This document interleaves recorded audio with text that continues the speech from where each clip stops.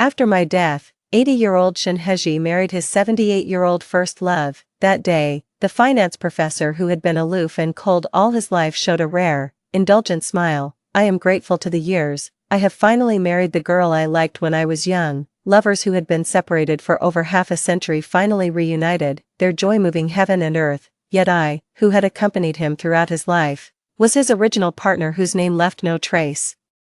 When I opened my eyes again, I found myself sitting on the cold floor, dressed in a provocative outfit, with his back turned to me. Shinheji's voice was as indifferent as a cloud. Jiangning, if this is really so important to you, we should just get a divorce. The child can stay with me. It won't affect your dating. 01. I stared blankly at his back. This familiar scene had also occurred in my past life. Back then, I was flushed with shame and indignation. I had stripped down and thrown myself at him, but Shinheji was utterly unmoved by my feelings, angered and resentful at his cold-heartedness. He even thought of taking away my son, whom I had raised through hardships. Let's divorce then, but Ru Jing stays with me. I'll just never date again, I cried out. I didn't want to end up being looked down upon by Shinheji over such matters. Shinheji turned around and gently wiped the tears and snot all over my face. Jiangning, stop it. How can I be assured and let you and our daughter go like this? He was always like this, heartless yet tender. I hated his cold aloofness, but I couldn't let go of his gentle and refined side. My wailing grew even louder. He shook his head helplessly and sighed deeply. Ning Ning, why don't you believe that none of this will affect my feelings for you? I naturally didn't believe him, but facing Shinheji's clear and sincere eyes, I couldn't help but wonder if I was indeed asking for too much.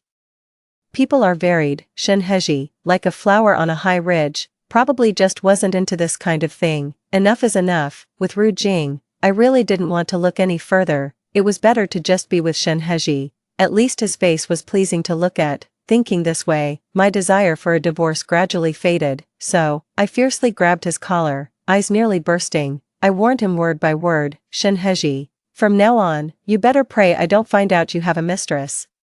He was stunned, then couldn't help but laugh. You, really, say it, I said sternly. All right, if I betray you, may I be ruined and leave without a penny. All right. Only then did I break into laughter. Leaving without a penny didn't matter. Everyone knew that Shinheji, as a financial genius and the youngest professor, was a gentleman of integrity who valued his reputation above all. The storm passed. He pointed at the stewardess outfit I was wearing and gently shook his head. Clearly disapproving, I scrambled onto the bed, diving under the covers, my face burning up. Actually, I never really intended to do anything. I was just curious and couldn't resist trying. Shinheji's deep eyes twinkled with a hint of a smile. I understand. What do you understand? I muttered, clutching the corner of the blanket. He suddenly leaned in close and whispered, I understand that our Ning Ning is very innocent, right? I let out a gasp, entirely wrapped in my blanket. I kept yelling for him to leave. The door closed gently, with a click, along with my restless, eager heart. It was completely locked away, yet I still harbored fantasies that one day, Shinheji, as wonderful as he was, would fall in love with me. But it wasn't until I was old and lying on my sickbed, when he visited me with Lu Yanjing, his hair now silver, confident and elegant, did I realize I was wrong, terribly wrong. On my deathbed, I looked at Shinheji. Old Shin. I can no longer deceive myself into thinking that my life was just a failed conquest. I am truly a pitiful person. He held my hand, tears falling, acknowledging silently, you've made my life so difficult. Tears of humiliation clouded my vision. If there is a next life, I definitely do not want to live like this. Fortunately, heaven took pity and gave me another chance. Fine, let's divorce. You can keep Ru Jing, I said coolly as I got up. Shinheji's proud back stiffened, and he slowly turned around, frowning. Ning Ning, stop this nonsense. Ru Jing has a professor for a father. His future won't be bleak. His eyebrows furrowed slightly as he assessed me. Then he came over and gently embraced me. Ning Ning, Ru Jing is your son. I know how much you've invested in him. I won't fight with you for him. Professor Shin is mistaken. I'm still a maiden. I don't have a son. I hope after the divorce, you can clarify this. I pushed him away, responding with a cold laugh. In my past life, for the sake of Shinheji's reputation, I remained a widow all my life. I also acknowledged the adopted Shin Ru Jing as our biological son, all for the sake of one day turning this illusion of a happy family into reality. Even in the long, tedious marriage, when I couldn't warm Shinheji's heart, I gradually shifted my efforts to raising Shin Rujing, finding a new purpose. But I never expected Shin Heji and his son to be so ruthless. They deceived me thoroughly, leaving me with nothing, even wanting to consume all I had. I remembered it even in death. In my previous life, after I learned of Lu Yanjing's existence, I called Shin Rujing into the ICU alone, emphasizing over and over, he had to ensure my divorce from Shin Heji was finalized before I closed my eyes. I wanted to clear my ties with him before I left. I didn't want to still be known as his wife after my death. I found it repulsive. I thought that this son, whom I raised and nurtured into a talented man, would understand me and fulfill my final wish. I gripped his hand firmly, filled with hope. Also, Rujing, you must personally cremate me and bury me in the Jiang family ancestral grave. Mom, you're so ill. Don't think too much. Shin Rujing listened silently, his expression troubled. Whether it's the divorce or not letting Dad handle your funeral, it will only make outsiders laugh at our family. My eyes widened. He looked at me helplessly, as if seeing a child throwing a tantrum. Both Dad and Aunt Lu are old. They want to spend their last moments with the ones they love. Let them settle this one regret. After all, because of you, they wasted their entire lives. Is this still my son? I can't believe it. So I widened my eyes and looked carefully. Now middle-aged, he wore gold-rimmed glasses just like Shinhee in his youth, and the more I looked, the more their eyes and brows resembled each other. In his cool and gentle demeanor, there was a hint of aloofness. Perhaps it was a moment of lucidity, but suddenly, a ludicrous and bold thought popped into my head. Rujing, you. I gasped heavily. Ha ha ha, why on earth this nonsense? Nonsense indeed. So his son with his lover has grown up this much. The machines connected to my body started to emit a sharp alarm. Shin Rujing panicked and stood up to call for a doctor, but the ones who came in were Lu Yanjing and Shinhee. Mom, what are you doing here? He turned and instinctively exclaimed. It came out so naturally and familiarly. Lu Yanjing, ignoring the resistance from father and son, walked straight towards me. She sat by my bed, took my withered hand, and spoke calmly. Jiangning, I know you have many questions.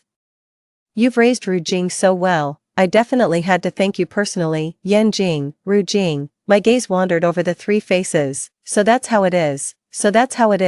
Lu Yanjing smoothed her white temples. Authoritative. You've spent your life doing good deeds. There's no need to make everyone look bad now, is there? Shin Rujing mumbled and lowered his head, chiming in. Mom, think about your son too. My promotion evaluation is next month. Shinhee, feeling guilty, looked away. A man who had been upright all his life now couldn't even look me in the eye. Good. You're all so wonderful. After a while, coming to terms with it, I pounded the bed and laughed bitterly. My life, Jiangning, from beginning to end, was spent making wedding clothes for others. Even in death, I'm being manipulated by others. My death was silent, and my life details were deliberately obscured. The public only remembers the renowned finance expert Shinhee, who, after becoming a widower, reunited with his first love. This couple, separated for 60 years, finally tied the knot in the last stage of their lives, with no regrets and time well spent. The whole world cheered and celebrated for them, while I, who accompanied Shinhee for a lifetime and devoted my life to him, was merely a footnote in their love story, not even worthy of a mention by name. Occasionally when people mentioned me, they said I almost made them miss out on a lifetime together. After I agreed to the divorce, Shinhee said the same thing he did in his past life. Ning, why don't you believe that whether or not this is true, it won't affect my feelings for you? I believed my grandmother's ghost. My indifference gave Shinhee quite a headache. Ning, divorce is not a joke. Let's not make decisions in anger. He turned and left, giving me the cold shoulder, confident that eventually I would come around. At 4:30 in the morning, my alarm rang. I sneered, turned it off and deleted the whole chain. Then continued to sleep soundly. Mom, I want to eat the braised beef noodles you make. You haven't kneaded the dough yet. I'm going to be late. Shin Rujing knocked on my door. His intelligence was not fully inherited from Shinhee, but his fussy and fastidious character was exactly like him. From a young age, he insisted on only eating meals prepared by me. Go find your dad, I said, pulling the blanket over my head. He paused for a moment, then closed the door firmly behind him.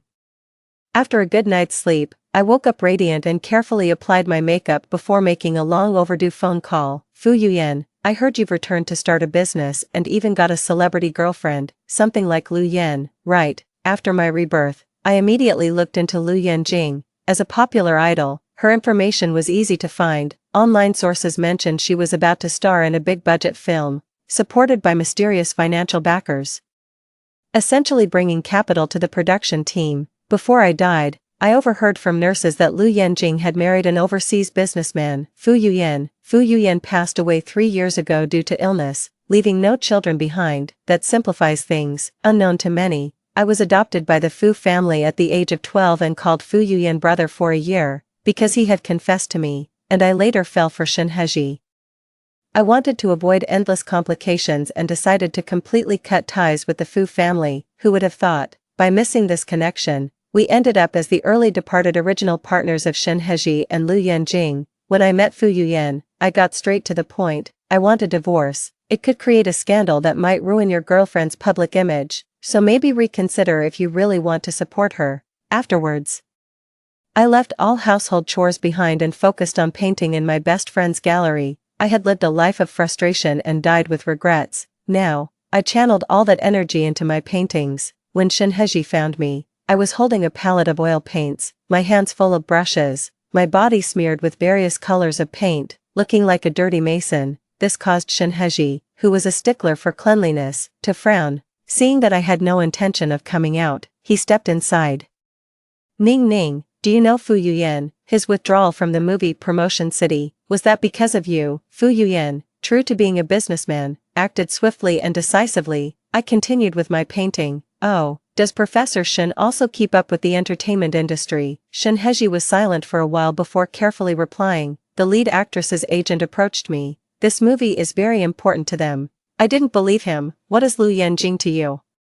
Shen Heji adjusted his glasses and said helplessly, Ning Ning, I don't actually know her. It's just, Shen Heji, what do you think of this painting? I suddenly put down my brush and stepped aside. The large canvas depicted a fiery sunset illuminating a desolate mountain path in red. A simple woman was carrying 2 heavy baskets along the fiery red mountain path. Ning Ning, you know I don't understand art. Promotion City. This movie, my fingers traced the baskets as I spoke for myself.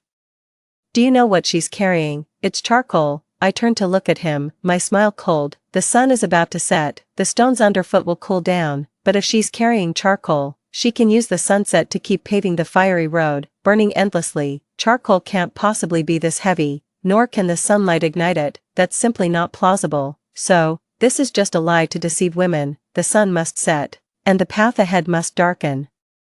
The foolish woman in the painting is me from a past life. I viewed Shen Heji as the sun I was chasing, and Shen Rujing as the charcoal in the basket, my remaining hope. Always deceived by lies, carrying the weight. I moved forward. I stared intently at the painting, then suddenly, with a fierce motion, I grabbed the bucket of paint from the ground and hurled it at the canvas. Paint splattered everywhere.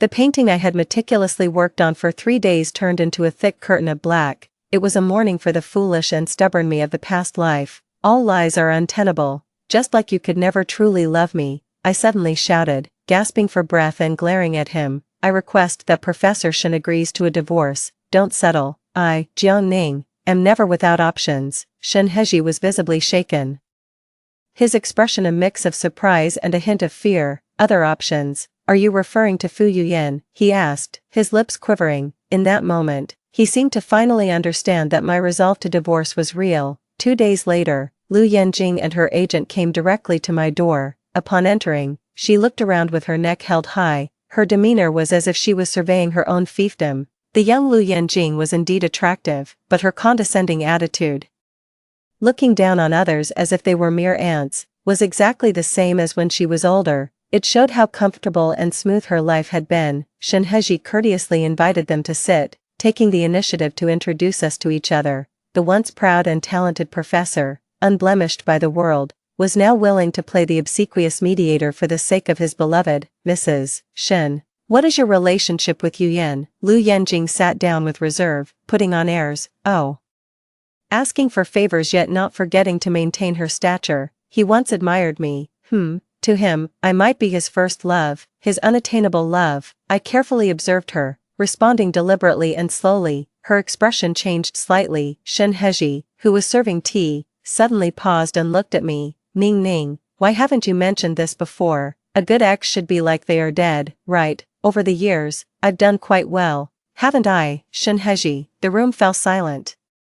Only the agent let out a slight hiss. Why then are you contacting him again and making things difficult for me? Lu Yanjing was displeased, tossing her bag onto the coffee table, the metal zipper clanking heavily against the glass surface, sharp and grating. Ah, truly assuming the role of the lady of the house. I glanced meaningfully at Shin Hezi. I intentionally said, I heard he might be in a relationship. I wanted to see if he still can't stop thinking about me. If that's the case, oh. That would be problematic, absolutely ridiculous. Jiang Ning, you are already married, you even have an 8-year-old son. Lu Yanjing stood up, her white jade-like fingers pointing at me, visibly upset. I stood up and brushed her hand away unceremoniously, coldly saying, so what if I'm married? Can't I still think about my first love? You, not only think, I can also make him stay loyal to me in frustration. Are you biting me? Lu Yanjing finally realized something was wrong. A hint of panic flashed in his eyes as he instinctively turned to look at Shin Hezi. The two exchanged a doubtful glance before quickly looking away. The manager was completely confused. Mrs. Shen, how can you say such things? Your husband and son are right here. It turned out that during our tense confrontation, Shen Rujing had come down from upstairs at some point, having overheard our conversation for who knows how long. He was in disbelief. Mom, have you fallen for another man? Is that why you've been ignoring me lately? Do you really not want me anymore? Lu Yanjing, frustrated, glared fiercely at Shin Hezi. Shin Hezi quickly stood up, trying to soothe his teenage son. Jinger, your mom is just upset with me. Please, go upstairs, we'll handle this. But Shin Rujing wouldn't listen, his gaze fixed on me, as if waiting for me to admit it myself. I pretended not to see, and casually sat back down. Oh, Jinger, how ironic.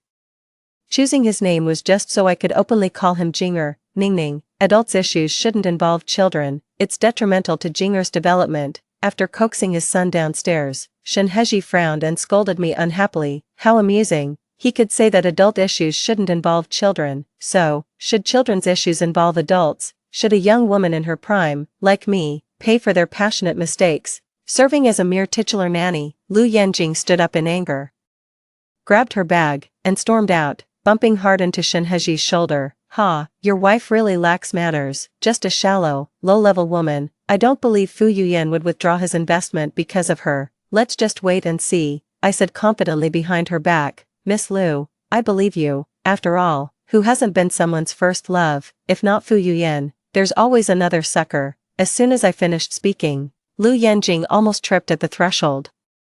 Practically fleeing in panic, I watched her leave, arm in arm, in silence. Unfortunately, her other sucker, Shin Hezi, is currently just a professor trying to build his career in academia. His reputation for being young and good-looking surpasses his academic achievements. He's not reliable yet, otherwise, they wouldn't have had to painfully split up due to reality. Jiang Ning, Fu Yuyan investing in Prompt City is a business move, beneficial for him. Why must you do this? Shin Hezi sighed, his words full of sympathy for Lu Yanjing. I smiled faintly. Professor Shen, instead of criticizing me here, why don't you go to the financial world and persuade those business tycoons to lend Miss Lu a hand? His eyes behind the glasses suddenly narrowed, and he instinctively opened his mouth to ask me something, but ultimately, he lowered his eyes, sighed, and quietly walked away. I watched his retreating figure with a mocking look. Actually, my staging of today's drama was partly to vent my own frustrations and also to test the waters. If Shin Hezi felt guilty and offered to divorce, if he gives me enough compensation,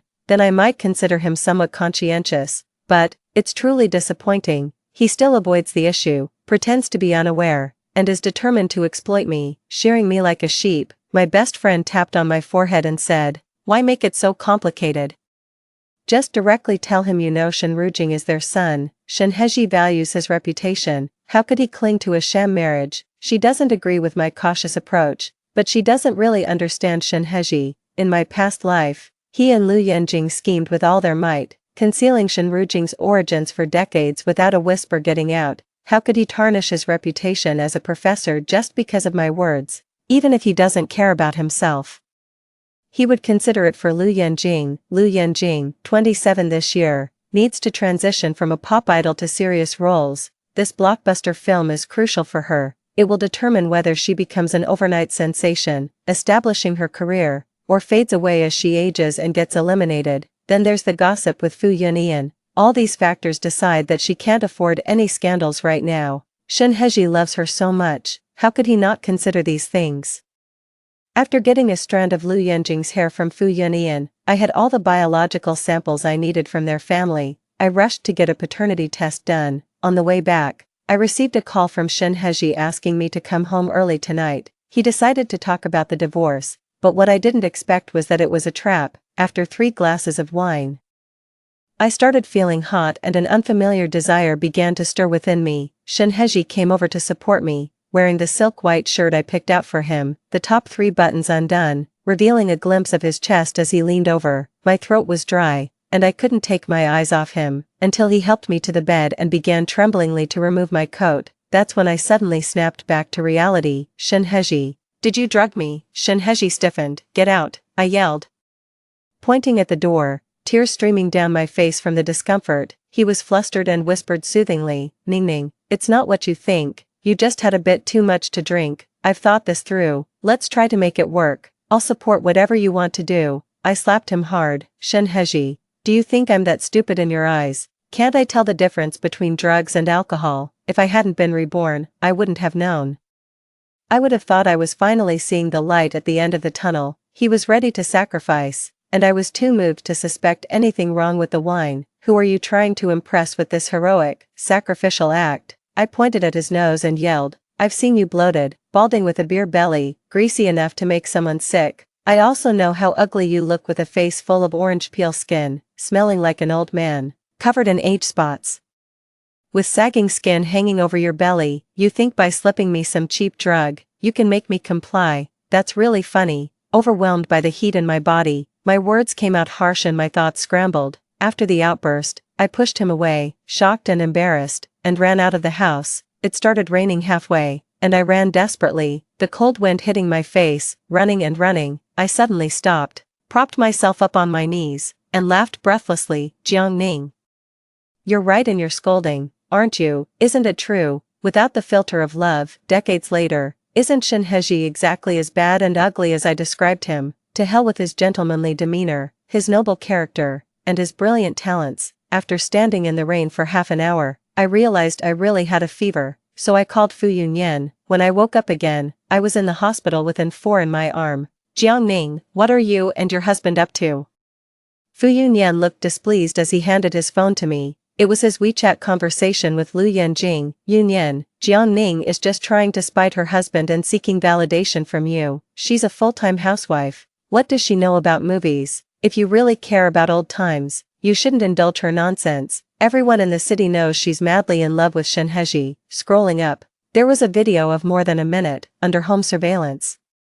Shen Heji and I were having a candlelit dinner, gazing deeply into each other's eyes. Then I leaned on him, and he helped me into the room. I scoffed coldly and handed the phone back to Fu Yunyan. Then I called the doctor and explained the situation. Bastard, Fu Yunyan cursed, hands on his hips, after the doctor left. Ning Ning, they can forget about this money. It's absolutely outrageous to think you have no one to support you, he said as I fought back tears. No.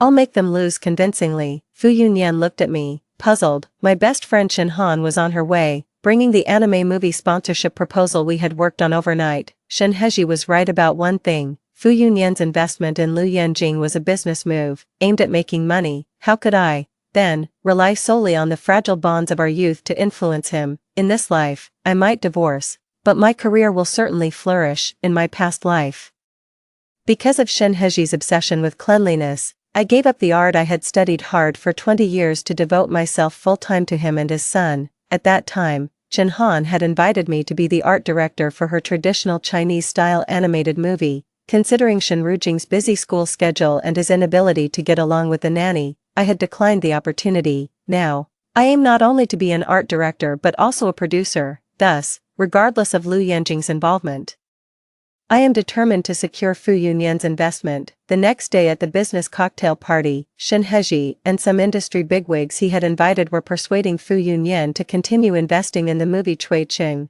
The director of Cui Qing was also present. I'm sorry, Director Zhou, but I've decided to invest in Director Chen's movie Neza instead. Which Director Chen? The crowd looked at each other in confusion. Chen Han and I entered, smiling, after a brief introduction. Everyone received a copy of the movie sponsorship proposal. After looking it over, several were genuinely interested. Naturally, Chen Han's movie had been a dark horse in her previous life, and now with my rebirth enhancing it, anyone with a slight understanding of movies would know it's a good investment. Thus, no one mentioned Lu Yanjing again. Feeling neglected for the first time, her eyes immediately reddened. Jiang Ning, let it be enough, to spite him.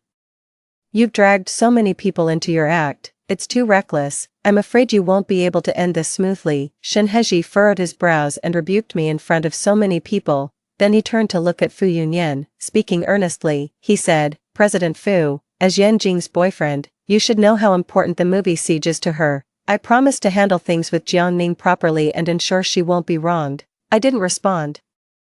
Chen Han simply rolled his eyes in frustration. Shen Hezhi, Ning has only been married to you for 6 years. Have you truly forgotten how profound her artistic achievements are? Fu Yuyan's expression darkened as he spoke bluntly. Jiang Ning isn't causing trouble. It's you who should go back to academia. You don't understand the film industry. Ignoring Shen Hezhi's displeased expression, he pointed at Lu Yanjing. Moreover, let me clarify one thing.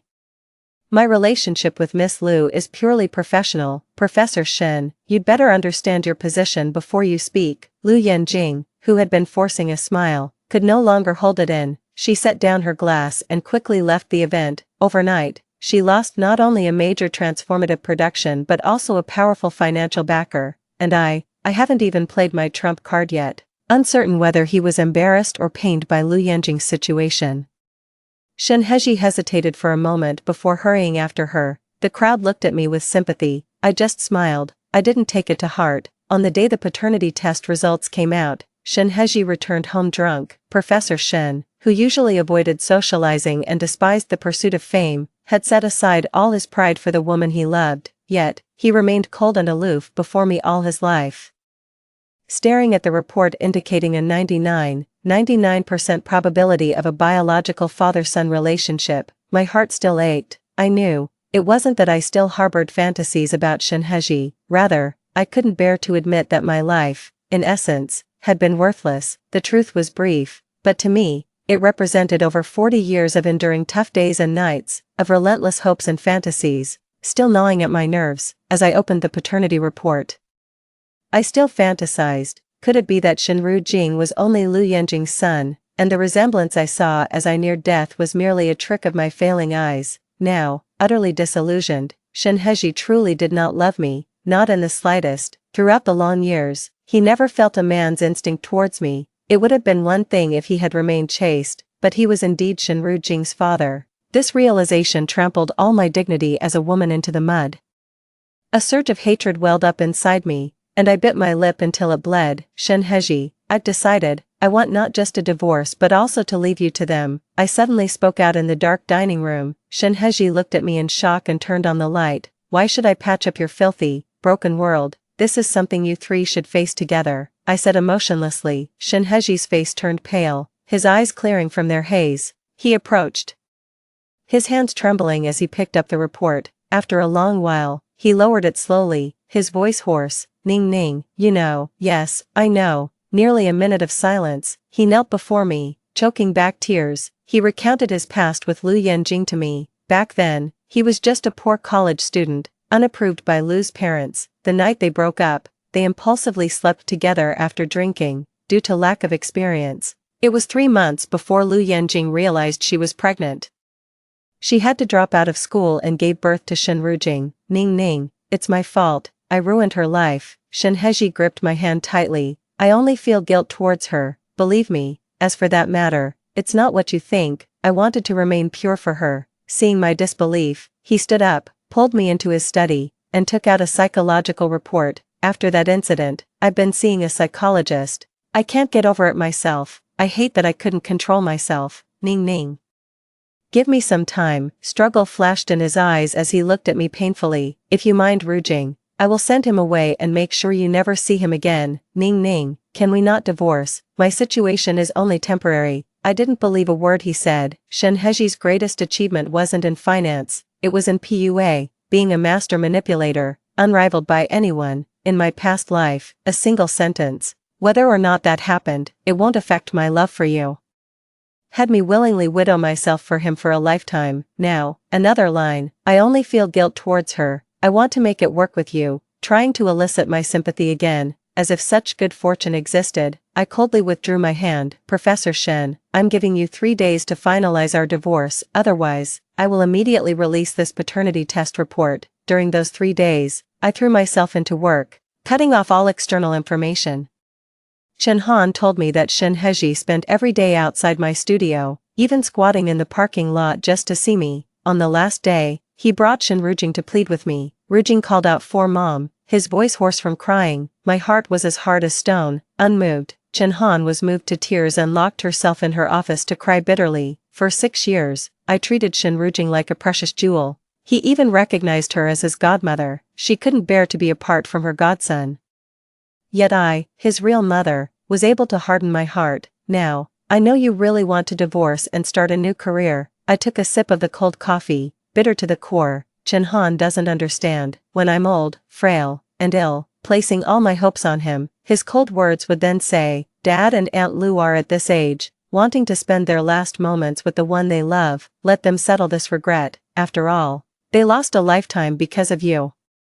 No one knew how desperate and chilled I was at that time. Everyone in the world could misunderstand me, even curse me, and I wouldn't blame them. But Shen Rujing, I cannot forgive. It was him who made me end up truly alone in the final chapter of my life, living as a complete and utter pitiful soul. When the time came, I duly arrived at the Civil Affairs Bureau. Shen Heji looked much paler and thinner, his lips covered in white dead skin.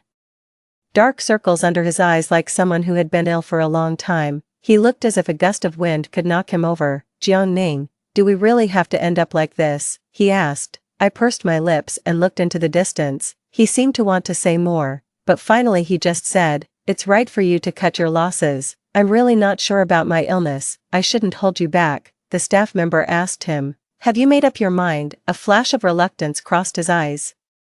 Then he silently nodded. The stamp fell, permanently ending the twisted fate between us. Whether he truly didn't want to divorce or was afraid I'd reveal Shen Rujing's origins, I no longer wanted to pursue it. Leaving the Civil Affairs Bureau, Fu Yuxing's sports car was parked across the street. Before parting, Shen Heji spoke his final words to me. He said, Lu Yanjing was just a youthful impulse, a thing of the past. From now on, he would take good care of Shen Rujing and have no further involvement with her. His sincere and firm demeanor seemed entirely different from the 80-year-old Shen Heji. 6 months later, the film was released and achieved great success. At the celebration party, Fu Yuxing hugged me excitedly and spun me around a few times. Ning Ning, welcome back. This is the real you. I knew you would succeed, I screamed, dizzy and overwhelmed. Pounding on him, put me down. Haven't you made a fortune too?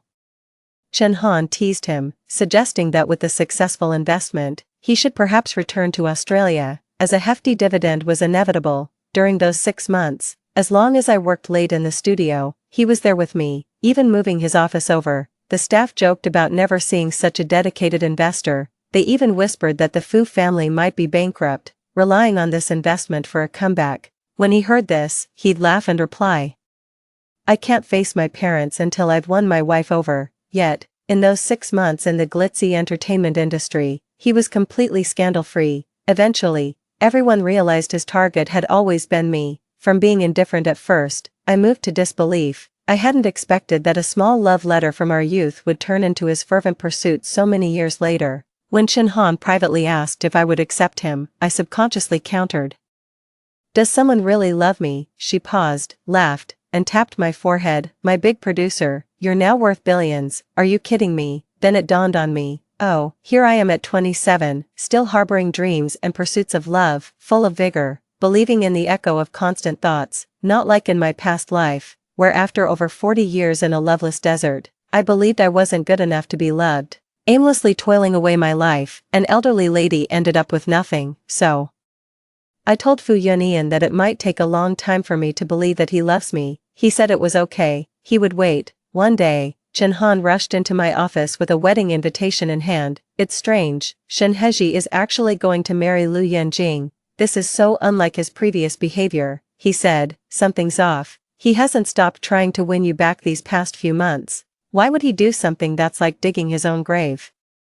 I glanced at the wedding invitation and was drawn to the handwritten signature of the groom. I abruptly stood up. A ridiculous thought crossed my mind. Shinheji had also been reborn, only I knew that the way these 3 characters were written was his new signature, designed specially for him after his 50th birthday, which he used until he was 80. On the day of the wedding, I secretly went to the banquet wearing a mask. Soon after Lu Yenjing was announced as the new female lead in the movie, Prompting the City, she issued a statement retiring from the industry. It was a high-profile move, and her fans proudly claimed that she was going back to take over her family's business, as she no longer cared for the entertainment industry. Regardless, it was a graceful exit. The Lu family's business had been declining, and it wasn't long before Lu Yenjing was busy attending matchmaking events. Though the candidates her father introduced were of questionable quality, which greatly dissatisfied her, the media often captured her leaving these meetings with a frown and in a huff, so before long, she went back to Shinheji. Now, Shinheji, as a renowned university professor with impressive academic achievements, was highly sought after following his divorce. For some reason, however, the two of them made no progress. When asked about his romantic life, Shinheji always openly stated he had no intention of remarrying. During the toast at the wedding, I saw Shinheji instinctively reach for his cane as he turned around, and I knew I was right. Some habits, etched deep in the bones, don't change overnight. Our eyes met. We recognized each other instantly. Outside the hotel in the parking lot, he stopped me. Regardless, Jiang Ning, thank you for letting things go, he said. His eyes were indifferent, emotionless. Certainly not the Shinheji who had been unable to let go at the time of their divorce. I responded with a light smile. No need, it was about time. He nodded, somewhat emotionally. Seeing your achievements today makes me happy for you. Thank you, I said. Then, we fell silent. That was normal. After all, that's how we had spent the past several years. As we were about to part, he suddenly mentioned that he didn't understand why his younger self had rejected Lu Yenjing. Marrying his first love should have been a regret he was eager to rectify. He still keeps your studio, all the things you left at home. Lu Jing told me that he accidentally damaged one of your paintings and got a severe scolding from him. Old Shinheji looked confused. Jiang Ning, I fell ill when I was 55, and the psychologist said I had forgotten many things. I wonder if it's related to this, I asked in surprise. You were sick, he nodded thoughtfully. Oh. I've been seeing a psychologist without your knowledge. So, did he change his signature not to change his style, but because of his amnesia? Fu Yuyan saw that I hadn't replied for a long time and came looking for me, running into Shinheji. Professor Shen, congratulations on your marriage. He casually put his arm around my shoulder, his congratulations lacking sincerity. Shinheji wasn't upset. He nodded and turned to leave. Even as he disappeared from sight, I watched his receding figure. Jealous, Fu Yuyan took my hand and we walked back, sourly remarking, what's so good about that old scholar? He looks like he's aging prematurely, all dull and lifeless. I couldn't help but laugh out loud. He continued seriously, don't doubt it, people like him might go bald in their early 40s. Don't be fooled by his refined appearance now. Once he puts on weight, he'll be greasier than anyone. He thumped his robust chest. Like me, I love to work out, don't dwell on things. I guarantee even at 80 I'll still make your heart flutter. His words made me laugh so hard I almost fell over. A thought crossed my mind. It seems that Shinheji really did suffer from dementia in his old age. A year later, I also went with Fu Yuyan to Australia to meet his parents. You're really heartless, cutting off contact just like that. Even though you're married, we're still your family. Auntie Fu hugged me and wept. Once back at home, with his family's support, Fu Yuyan no longer maintained the humble demeanor he had when pursuing me in China. That's right, this time returning to China, she was smart enough to contact me first to vent her anger. Otherwise, I definitely wouldn't have bothered with her. As if I don't have my own temper, he said proudly. Auntie Fu, trying to hold back laughter and tears, explained to me, don't believe him, he actually came back to see how you were doing. And what if I was doing well? I asked. Fu Yuyan's expression darkened. He gritted his teeth, knowing that you avoid me like a plague. If you were doing well, I definitely wouldn't appear before you and bother you. I watched him quietly until my eyes were red, unable to hold back any longer. He came over in a fluster trying to console me. It's my fault, I shouldn't have said that, I deserve to be punished. With a cry, I threw myself into his arms, sobbing heavily. In my past life, he must have come to see me too. Seeing how I loved Shinheji madly, devoted myself entirely to family and our son, and gave up my own painting and future prospects willingly. So, he silently returned to Australia, cooperating with me, not disturbing me. After confirming my relationship with Fu Yuyan, I returned to the country. Chen Han was planning a new movie, and I needed to go back to help her with the preparatory work. After the meeting, we had a moment to relax and drank a cup of coffee.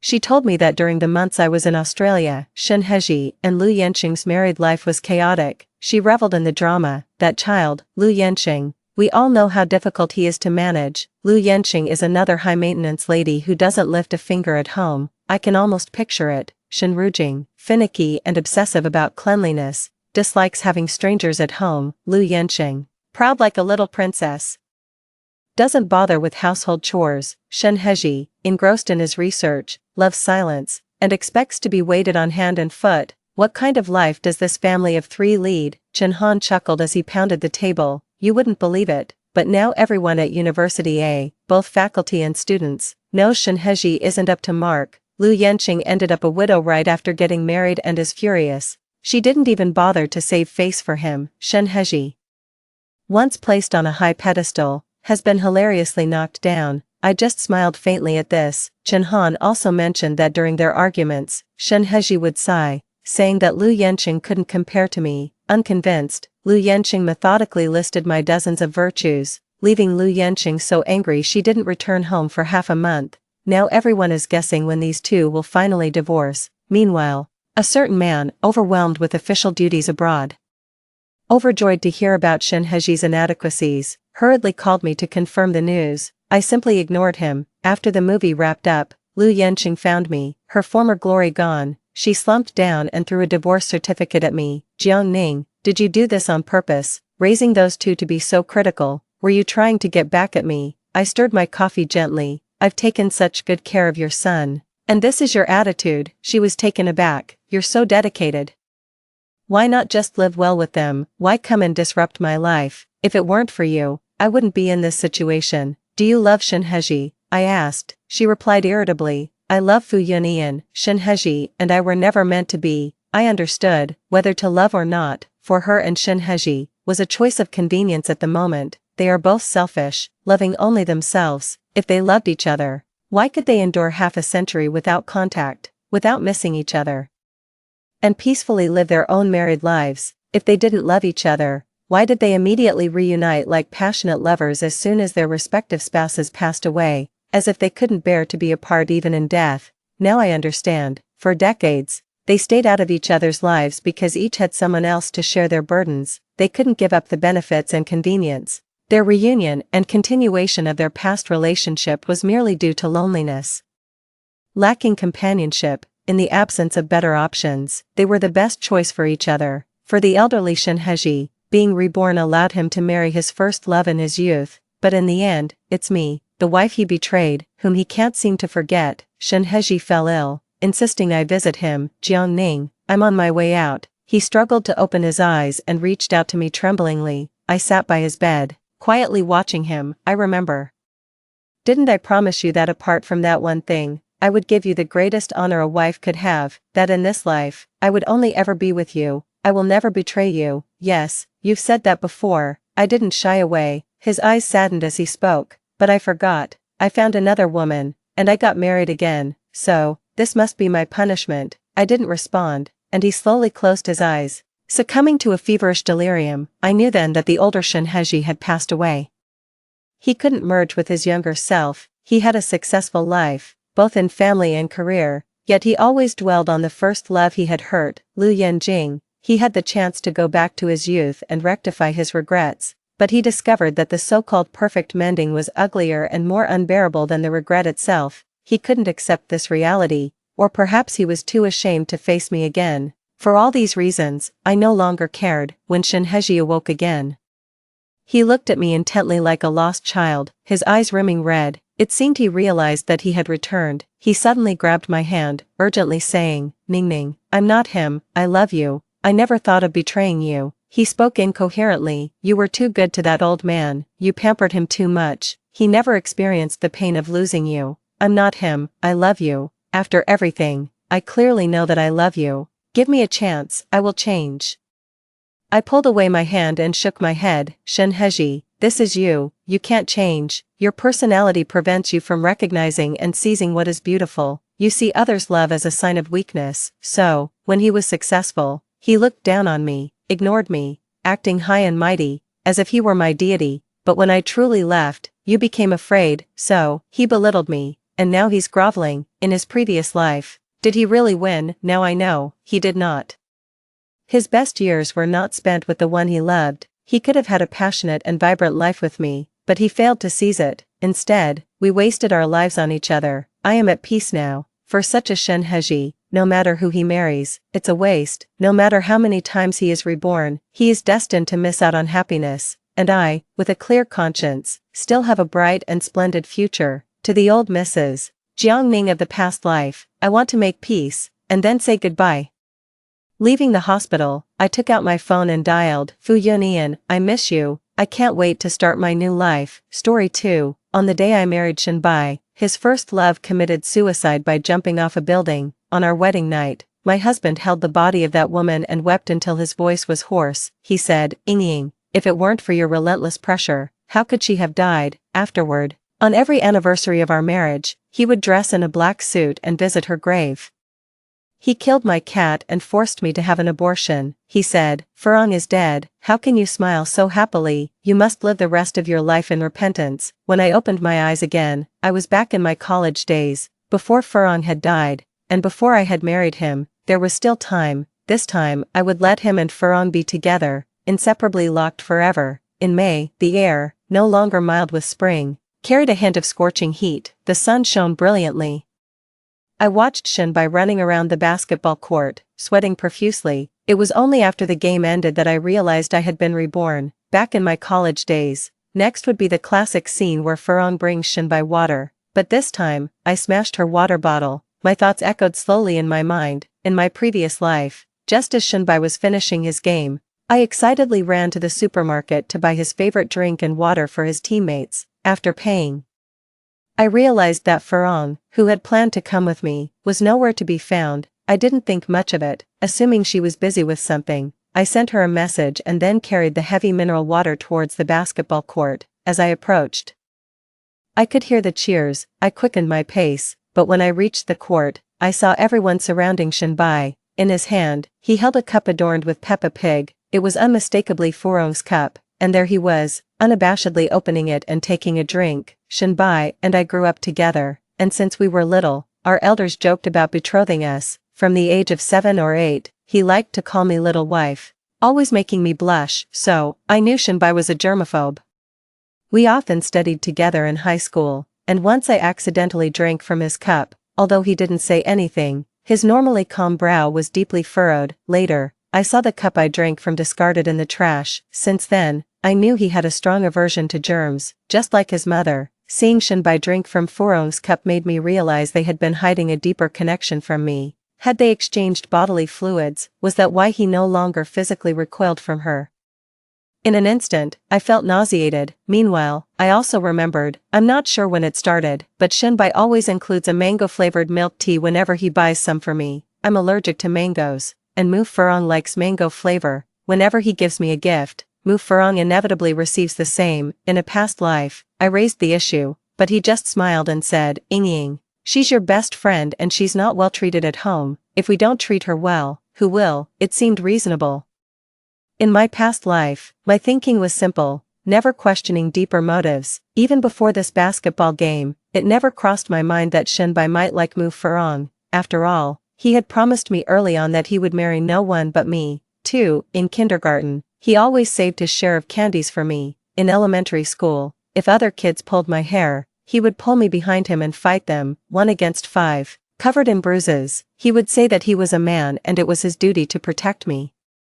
During our middle school years, amidst the throes of young love, while other students avoided relationships, fearing a bad reputation for puppy love, he would buy me soda, catch cicadas for me, and pick flowers. He once told me privately, Ying, we are meant to be together, so it's okay for us to be closer than others at this time. I laughed, feeling a bashful flutter in my heart, my smile sweet and tender. In high school, amidst the rigors of academia, We became the brightest spots in each other's lives. To be with him, I gave up my strengths and chose science, pushing myself to the limit with endless studying. My efforts paid off, and we ended up at the same university. From then on, we were inseparable, the envy of others. So, in a past life, when I discovered his secret dealings with Mu Furong, I couldn't hold back. I rushed forward and smashed Mu Furong's water cup to the ground. He froze for a moment.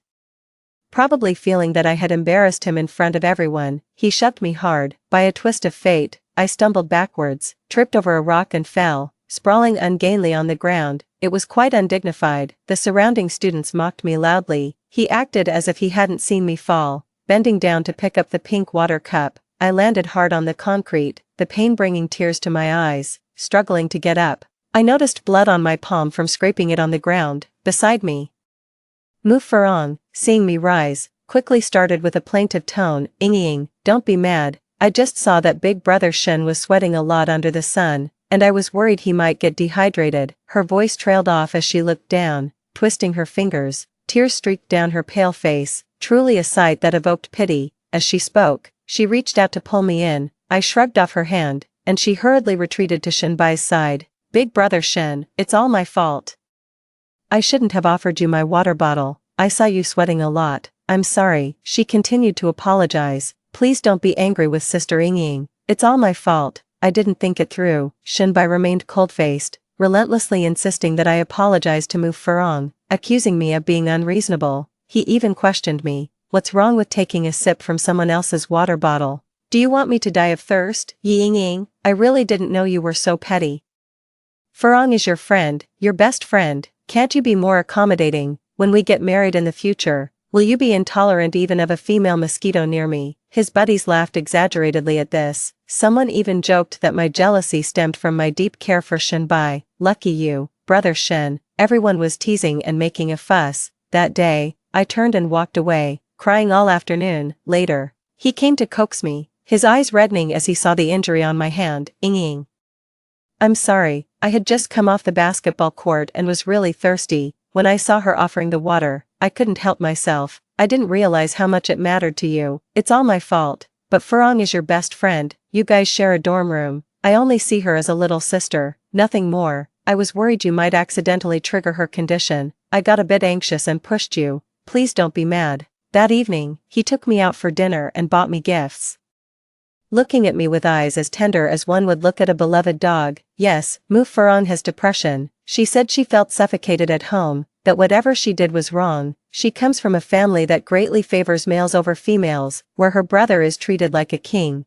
and even her grandmother won't let her sit at the table to eat. She could only eat what her brother left behind," Mu Furong told us. "I really can't stand my brother. He spits in the food while eating, and I can only eat what he leaves behind. If I don't eat, I go hungry. I feel nauseous with every bite." At that time, everyone in our dorm felt sympathetic and comforted her. Considering her depression, we all tended to give in to her. 3. "Hey, aren't you going to buy some water?" Mu Furong's voice brought me back to the present. In a past life, she used the excuse of me going to buy water to hurriedly bring water to Shenbai, blatantly challenging me. I glanced at the Peppa Pig water bottle she hugged in her arms and said with a smile, "Why buy water when you've already brought some?" It must have been my meaningful smile that, for a moment, left her somewhat flustered. I stood up and ran towards the school's convenience store. Perhaps Mu Furong thought I was going to buy water. Yes, I did go to buy water, but I only bought one bottle. Twisting off the cap, I gulped down several mouthfuls. Under the blazing sun, I felt like I was turning into dried salted fish, and I didn't even like basketball. Well, apart from the earth, I'm not really into any other ball games. I took out my phone and called my mom. After exchanging a few pleasantries, I got to the main topic. "Mom, let me tell you a secret. Shenbai is dating someone now." "Ha ha ha," I said cheerfully over the phone. On the other end, my mom was clearly taken aback. After a pause, she asked me, "Ying, what's going on? Aren't you and Shenbai in a relationship?" "Mom, how could you misunderstand?" I hurriedly explained. "Shenbai and I just grew up together. If you must blame someone, blame yourselves for always teasing us since we were kids. But really, all there is between him and me is that we grew up together. Perhaps a bit closer than others." "Mom, think about it. We grew up peeing and playing in the mud together. How could we possibly date?" I deliberately laughed lightheartedly and added, let me tell you, the aloof, handsome guy at our school is really good looking. I'll try my best to win him over. Oh, but let's not talk about me, let's talk about Shinbai. My mom was clearly confused, and after a long while, she finally said, alright, let's talk about Shinbai, what's going on with him? Is he really dating someone? Yes, he is even sharing a water cup with a girl, but that's not the point. The main thing is, he managed to get a girlfriend and didn't even treat us to a meal. Can you believe that? My mom, speaking earnestly, said, that's too much. Then, she asked about the aloof, handsome guy at school. I told her I was working on it. After chatting for over 10 minutes, just as I was about to hang up, my mom suddenly asked me, Ying, give me a straight answer. You and Shinbai, are you really not dating? Mom, it could be anyone but him, I said decisively. On the other end, my mom seemed to breathe a sigh of relief. I too, exhaled deeply as I hung up the phone. In my previous life, I was naive and unaware of our family business matters, but in this life, I know it's a critical point. The Shin family is facing major financial issues and is seeking financing. If the financing fails, the Shin family will face the risk of bankruptcy. In my previous life, my family invested in theirs because Uncle Shin told my mom, your Ying's heart is entirely with my boy, and sooner or later, we will be one family. In this life, I made it clear to my mom that I do not love Shinbai. We will not get involved with the Shin family's business. Letting go of Shinbai feels really good. When you no longer love someone, that sense of relief and joy truly promotes mental and physical health. In my previous life, I suffered from depression under Shinbai's emotional abuse, eventually succumbing to breast cancer. In this life, for the sake of my own health, I should love myself a bit more. I was drinking a beverage as I walked to the court and, sure enough, there was Shinbai, tilting his head back, drinking from a Peppa Pig cup, gulping loudly in the sun as his Adam's apple bobbed. Seeing me, he hurriedly stopped drinking and walked over. Ying, where have you been? He asked with a smile. By the way, did you buy water for our teammates? I shrugged and smiled. Not yet, the supermarket is just over there, only a few steps away. While talking, my gaze fell on the water cup in his hand. He seemed to notice something and hastily handed the cup to Mu Farong. Mu Farong took the cup, a barely noticeable look of disappointment in her eyes. Then she spoke softly, Ying, I think Shinbai was just too thirsty, so I let him use my cup for a bit. Don't get the wrong idea. I pretended to be confused. What wrong idea? Oh, I asked with a grin. Farong, you wouldn't happen to like Shinbai, do you? Mu Farong's face turned pale, and she fidgeted with the hem of her shirt. A flash of panic also crossed Shinbai's eyes. I covered my mouth, chuckling. What's this? College is a paradise for romance. Farong, if you like Shinbai, just admit it. Are you afraid of treating us to a meal to make it official? Shinbai suddenly snapped. Enough. Ying, there's a limit to joking, I sneered. Thinking to myself about their deceit, Shinbai and his team won the game, and they had a barbecue dinner that night. He invited me, but I didn't go. Mu Farong went. She came back late, her face flushed from drinking, incessantly talking about Shinbai. I pretended not to hear. Before I knew it, it was the beginning of the month, and it was just me and Mu Farong in the dorm. She suddenly asked me, Ying, hasn't your mom sent you your living allowance for this month yet? I nodded and hummed an affirmation, ready to continue studying my vocabulary. Mu Farong said, then, can you give me my living allowance? I almost burst out laughing and teased her. Farong, you should be asking your mom for living expenses. Why come to me? In our previous life, Mu Farong would often cry miserably in our dorm, complaining that her mother favored boys over girls and wouldn't give her living expenses. She also mentioned that she was an adult attending university and should be self-sufficient, suggesting she should get a part-time job. Being a child who grew up spoiled, how could I understand these struggles? Out of righteous indignation, I would take 3,000 out of my monthly allowance of over 10,000 to support her. Unexpectedly, my support led her to feel entitled to ask me for money. I had already thought of a countermeasure and smiled. Classmate Mu, that's not right.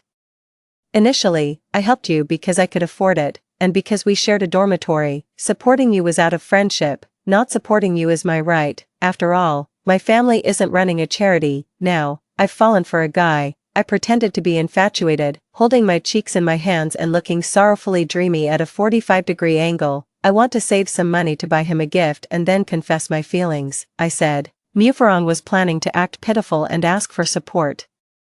But after hearing what I said, she was utterly shocked, her mouth wide open enough to fit an ostrich egg. It took her a long while to stutter. Ying, aren't you and Shinbai a couple? How can you confess to someone else? I laughed. It turned out she knew that Shinbai and I were supposedly in a relationship. I deliberately said, classmate Mu, you must be mistaken, Shinbai and I just grew up together. And it was our elders who joked about us being a couple. How does that make us a couple? If anything, blame Shinbai for having no sense of boundaries, which caused no boys to pursue me in university. I think I should keep some distance from him in the future. Look, I didn't even go out to dinner with him after he won his last match. With that, I threw my arms open dramatically and exclaimed, sweet love, here I come. Initially, Mufarong looked upset, but then she burst into laughter, seemingly overjoyed. Ha! She probably thought that without me in the picture, Shinbai was all hers, and she could marry into a wealthy family. That afternoon, Shinbai called me to meet at the school's cafe. I went, ready to clear things up. After sitting down at the cafe, he got straight to the point and asked me, Ying, what are you trying to do? What? I feigned ignorance and asked, Shinbai, just say what you need to say. We've been together for so long, and now you suddenly go silent. You tell me you want to date a guy, that you like someone else. His voice rose sharply. This caused many in the cafe to look our way, gearing up to catch the latest gossip. With a calm smile, I responded, Shinbai, when have we ever been in love? Just because our elders joked about it a few times. Or because we've known each other since we were kids, you thought it was love. He suddenly stood up, pointing at me, and said, Ying, you're just a flirtatious woman. I've loved you wholeheartedly, pampered you, since we were kids. I picked flowers and caught cicadas for you, fought for you, helped you with your studies, and now that we're in college, you just plan to erase all that. He was extremely agitated, even shouting, classmates, won't you judge this for yourselves? The cafe, being on campus, was quite crowded. I stood up and from my bag, I took out a few items and threw them on the table. Shinbai, don't act like you're so devoted. What about the time you and Mu Furong were in a hotel room exchanging intimacies? Why don't you mention that? If we were really dating, would that not be considered cheating? I thought, since we all grew up together, I could forgive you for not liking me and liking another girl. So, what now? Am I the flirtatious one? Can't control your own desires, slept with another woman, and you have the audacity to call me flirtatious. While speaking, I threw a stack of indecent photos onto the table and the floor. Grabbing my bag, I turned and walked away. After I was reborn, I immediately hired a paparazzo to keep an eye on Shinbai and Mu Furong, obtaining photos of them together. In fact, these were not intended for Shinbai. After all, he's not married, nor is she. His cheating is his own business. I just need to be clear about it, not blinded by love like in my previous life. I needed solid evidence to quietly show my parents, to let them know that there's no future between me and Shinbai. No matter what the Shin family says, they should not invest in them. This time, I definitely won't let Shinbai use the family company to bind me for life, nor will I allow him to qualify as the CEO of the group. By evening, the whole school was abuzz with the gossip about Shinbai from the finance department, playing two sides. Hey, did you guys hear? Yes, from your finance department, really good at scheming, hooking up with another girl while still blaming his childhood friend and girlfriend for fancying someone else. Wow, that's explosive. I dug it up. The affair is with someone named Mu Furong, who's even in the same dorm as his childhood friend. You like Shinbai, and I have no objections to your relationship, but that doesn't stop me from despising you deep down. I don't want to see you. Strawberry Roll quickly pulled me aside and said, Ying, let's go. Don't mind her. Mu Furong's eyes reddened. On the verge of tears, she loudly said, you all just favor the rich and despise the poor, seeing my family has no money.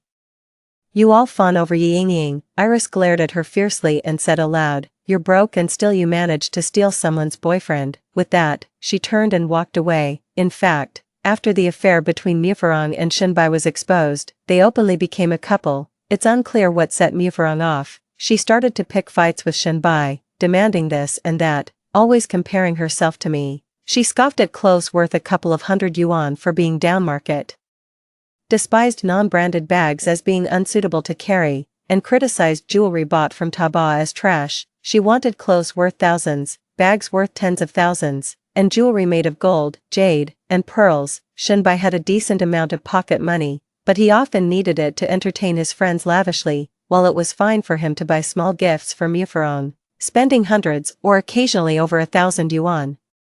Buying luxury items like tens of thousands worth of bags or gold bracelets was beyond his reach. He began borrowing money from friends and making excuses to ask for more from his family. Initially, the Shin family was unaware of Shin Bai and Mufurong's relationship. The Shin family's finances were in deep trouble, facing the risk of bankruptcy. Shin's father started raising funds everywhere. Naturally, in such situations, close friends and family are the first ones considered.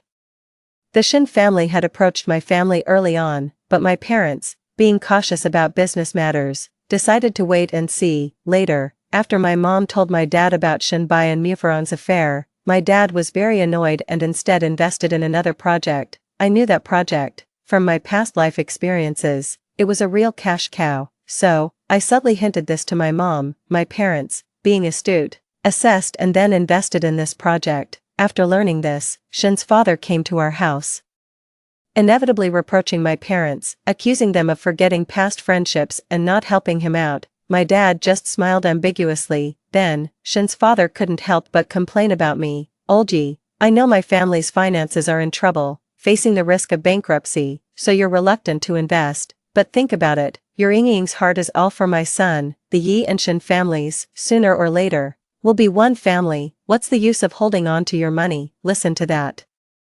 Is that something one should say? In other words, it's like saying, your daughter loves my son, and since you only have one daughter, all your assets will eventually belong to my son. Whether you give it sooner or later, you'll have to give it. Why hold on to it? To put it bluntly, it's nothing short of extortion. Upon hearing this, my mother couldn't hold back and scoffed coldly. Old Shin, since when has Ying ever liked your boy? They are just two kids who grew up together and went to school together. Don't you dare tarnish my Ying's reputation, and to top it off, your boy has already been dating someone in school. Oh, and I heard she's mentally ill. Shin Bai sure has some peculiar taste. As she spoke, my mother threw a stack of photos she had received from me at Shin's parents. Instantly, the expressions on the faces of the elderly Shin couple changed. The Shin family's financing failed, their bank loan was due, and they were sued by the bank. Not only were the Shin family's assets frozen, but their real estate was about to be auctioned off by the court as well. Shin Bai was unaware of all these events. Mufurong, in her desire to marry Shin Bai and now without me as an obstacle, was thus doubling her efforts, gently coaxing him with tender care. This greatly satisfied Shin Bai's pride and machismo on a certain level. However, the good times didn't last. Just when Mufurong thought that her relationship with Shin Bai was set in stone, Shin's mother found the school and came straight to our dormitory. She slapped Mufurong across the face upon seeing her. Then, Shin's mother grabbed Mufurong's hair and started beating her brutally. I'll beat you to death, you shameless tramp, you little vixen. Shin's mother cursed and yelled. Mufurong was beaten to tears. Initially unaware that the fierce old woman was Shin Bai's own mother, the situation escalated until the head of the student affairs office had to intervene. It got to the point where we had to call the police. Of course, I also called Shin Bai to come over. Only then did Shin's mother stop, and both parties began to mediate. Since we were all from the same dormitory, we went along too. Shin's mother kept insisting that her son and I were the real couple, blaming Mufurong for seducing her precious son like a siren. I couldn't help but scoff internally, blaming Mufurong. Why didn't she blame her son for not being able to keep his pants zipped? In a previous life, she used the same tactic to manipulate me, saying that Mufurong was the one who truly loved her son and would die for him, and me, having won her son's heart, why didn't I cherish him? In that previous life, I was foolishly in love, thinking Shin Bai was perfect. The mistake was mine and Mufurong's, not his. Brains are a good thing, but if you're blinded by love, you might as well not have one. The police asked me what happened. How would I know? So, I said, Shin Bai and I grew up together, and when we were kids, our parents used to joke and tease us about each other. But now that we've grown up, he has fallen for Mufurong, and I've fallen for someone else. We have nothing to do with each other. That's common knowledge around our school. Shin Bai and Mufurong were in a relationship that had progressed to physical intimacy. When I shared this with the police, they could only try to persuade Shin Bai's mother. Unrelenting, Shin's mother caused a scene, demanding that Shin Bai break up with Mufurong and apologize to me. She also told me, Ying, Shin Bai was just momentarily seduced by that wretched girl. Don't be upset. I smiled and assured her that I was not upset at all, Auntie.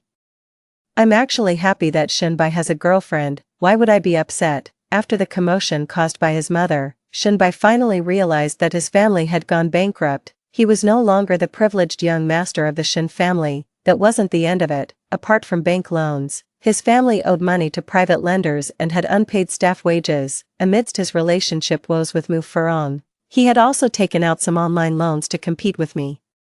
He had thought that a mere amount over 100,000 yuan would be easy to handle by causing a stir at home, expecting his normally indulgent mother to bail him out instantly, but now, he was stunned. Like his father, he turned his hopes towards my family, pursuing me with all his might. Candles at the dorm door, daily breakfast deliveries, sending flowers. If it had been anyone else, there would have been fans cheering them on, shouting, "Get together." However, at the girls' dorm, just mentioning Shinbai made everyone take a detour, and it wasn't for no reason. His and Mu Furong's indecent photos had hung on the school's public wall for a long time. Just when that scandal had died down, his mother stormed into the school, causing such a scene in the female dormitory that she had to be reported to the police. This gave the school's gossip mongers plenty to talk about. At this point, I, the person involved, wasn't even sure how far the gossip had spread. In any case, I was known as the pitiful one who had been wronged. This morning, Shinbai came again, unable to tolerate it anymore. I threw the rose he handed me onto the ground and exclaimed, "Shinbai,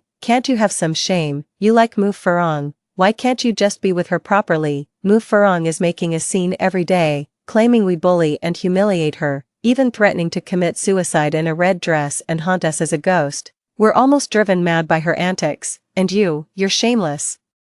I have my dignity, and I want to pursue other guys. Your behavior is essentially harassment, you know. If you keep this up, I'm calling the police." Shinbai stared at me, his expression complex. I didn't bother with him further and hurried off to class with my roommates. These past few days, it wasn't just Shinbai causing trouble, Mu Furong was too. She said to me, "Ying, since you don't like Shinbai, why can't you let us be? We are truly in love, please. Don't compete with me for Shinbai. I really like him, I love him, I can't live without him." She even knelt at the dormitory entrance with a placard. She asked for my forgiveness. I explained to her several times that I really didn't like Shinbai anymore and had broken up with him. However, she went on to cause several scenes with Shinbai, but after Shinbai became aware of his own family circumstances, he felt a chill run down his spine. To him, I was his only shortcut, so he was determined to win me over at all costs, even if it meant exploiting his charm. At this time, he absolutely despised Mu Furong. He believed that Mu Furong had ruined his chances. If it weren't for Mu Furong actively seducing him, how could he have lost control and gotten involved with her? These shameless words came directly from Shinbai himself. Every time he explained the situation with Mu Furong, he claimed she seduced him. He even said that it was normal for a 20-year-old man to have needs. He even told me that it was a sign of his healthy physique. If I hadn't been reborn, I couldn't imagine how my childhood friend, my once close playmate, could become so shameless. As the final exams approached, we were all too busy to focus on anything but our studies. Unexpectedly, right after the exams ended, a strawberry roll, Little Iris, and I were leaving the exam hall. We heard someone was threatening to commit suicide on the rooftop of the shopping mall across from us. She was even wearing a red dress. Apparently, she couldn't handle being dumped after a romantic relationship. Something felt off, so I hurried with Strawberry Roll and Little Iris towards the mall. It can't be, can it? That foolish woman wouldn't really commit suicide, would she? Strawberry Roll, panting from running, cursed. I hope not. I don't want to deal with such bad luck. Unfortunately, we did end up facing this tragic event. In both her past and present life, Mu Furong couldn't escape the fate of suicide. She already suffered from mild depression, and after being dumped by Shinbai and scorned by everyone else, she became despondent. Shinbai also constantly provoked and insulted her. Eventually, just like in her past life, she resolutely chose to end her life by jumping off a building. But this time, the person who drove her to desperation was Shinbai, who had loved her deeply in their previous life. When we arrived, her body had already been taken away, and a distraught Shinbai was being questioned by the police. Since it was a suicide, Shinbai was quickly released. However, he fell seriously ill after being released, reportedly due to the shock. After all, seeing Mu Furong in her bright red wedding dress dead before him was understandably shocking. But after recovering from his illness, Shenbai began to talk nonsense. He claimed he was the CEO of Qingye Group, owning billions in assets and several luxury houses. He said he wanted to marry me. He staggered to my front door. Coincidentally, my mother, worried that Mu Furong's death might have shocked me, had just taken me on a trip and we were returning home. Seeing him in his disheveled, almost homeless appearance, she frowned deeply. Ying, I've found you at last. You see, I was just down on my luck for a while. I will have money. Truly, do you believe me? No, that's not right. At this point, he shook his head and said, marry me, Ying. This time, I will truly cherish you and never let you down. I was really just deceived by Mu Furong. I called security and had him thrown out. Shenbai went mad. To pay for his medical treatments, Shenbai's parents worked everywhere and borrowed money. Life became even harder and more unbearable. Of course, all these had nothing to do with me or my family anymore. A year later, at the business cocktail party of Qingye Group, I ran into Su Yi, the aloof school heartthrob who I often jokingly mentioned to my mom, holding a glass of red wine. He smiled with a refined elegance. Miss Yi, I heard from your aunt that you've admired me for a long time, he said, as he confidently presented his business card QR code on his phone. I felt so awkward I could have dug a castle with my toes. Girls at school who admired him could line up all the way to the Atlantic.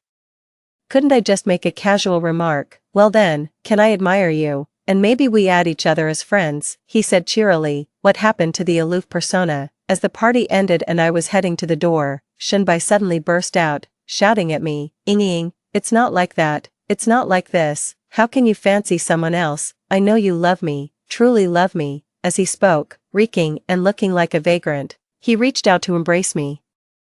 Because of his beggar-like appearance and the stench he carried, security dragged him away. I walked up to him and just looked at him, and after a long while, I finally said, Shenbai, this time, Ying, have absolutely nothing to do with you, neither does Qingye Group have anything to do with you. Life without you is truly too joyful. I can live happily every day, and as for you, Mu Furong died because of you, in past and present lifetimes alike.